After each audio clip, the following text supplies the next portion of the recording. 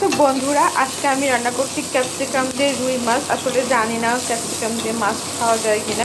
আমি YouTube tutorial দেখেই মাছটা রান্না করছি, কেমন হবে আমি তাও জানি না।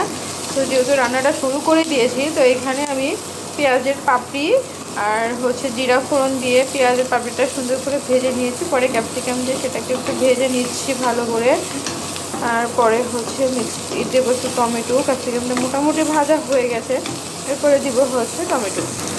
টমেটোটা কিউব করে কেটে নিয়েছি, আর টমেটোটাকেও সুন্দর করে একটু ভেজে নিব। আমি জানি না কেমন হবে, ক্যাপসিকাম দিয়ে কি খাওয়া যায়। যদি তোমরা জেনে থাকো অবশ্যই কমেন্টে জানাবে। তো আমি ইউটিউব টিউটোরিয়াল দেখে আজকে রান্না করছি।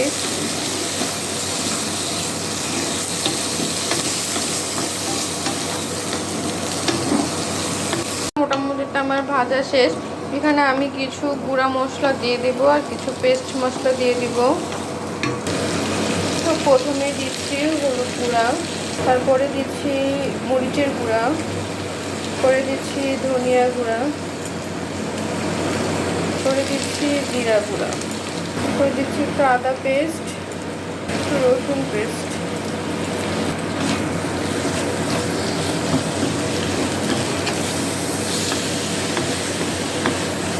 একটু ভালো করে ভেজে নিয়ে জল দিয়ে দেবো, কিন্তু আদা রসুনের কাঁচা গন্ধটা না থাকে। আমি জানি না কেমন হবে। তো এখানে একটু ভেজে নিলাম মশলাটা, আমাকে জল দিয়ে দিব।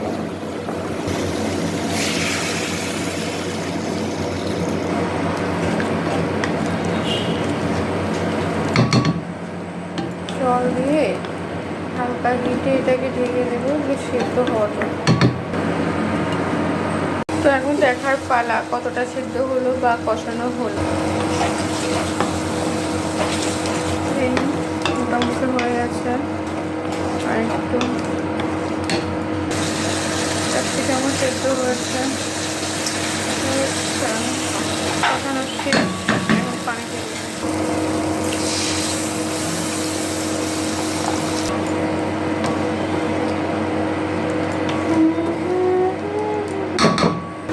ঝোলের মধ্যে বুদবুদ উঠে গেছে। এখন আমি মাছগুলো ছেড়ে দেবো এক এক করে। যে সুন্দর রং এসেছে, এবার জানি না খেতে কেমন হবে।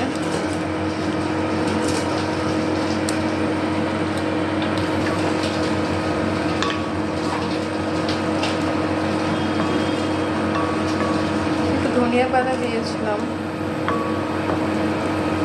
চাইলে দিতে পারো, নাহলে স্কিপ করতে পারো।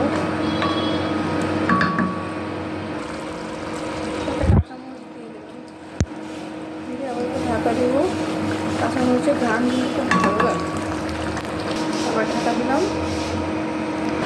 তো এটা হয়ে গেছে, সুন্দর একটা রং এসছে, গন্ধও ভালো। এটা কেমন হবে আমি সঠিক জানি না। তো রেসিপিটা কেমন লাগলো কমেন্টে জানাবো।